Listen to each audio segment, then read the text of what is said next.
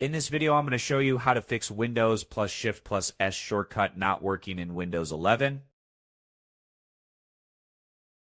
Now, without further ado, let's go ahead and jump straight into it. Now, just go ahead, open search menu, type in settings. Now, just go ahead, open that up, and on the right side, click on System, as you can see. Now, just scroll down under Notifications, click on that. And now on the right side, keep scrolling down under Notifications from Apps and Other Senders. If you find the snipping tool amongst these apps, just go ahead and switch it off and then back on again. So that's the first thing I recommend you doing. Now just go ahead, close it off.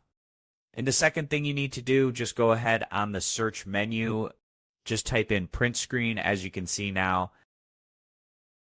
Now go ahead, open that up, and after you get it opened, this window will pop up.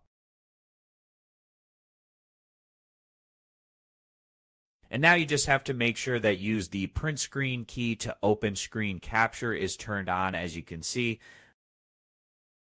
So if it's turned off, you have to turn it on by clicking on it.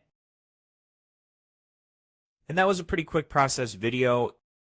That's how to fix Windows plus Shift plus S is not working in Windows 11. As always, thank you for watching.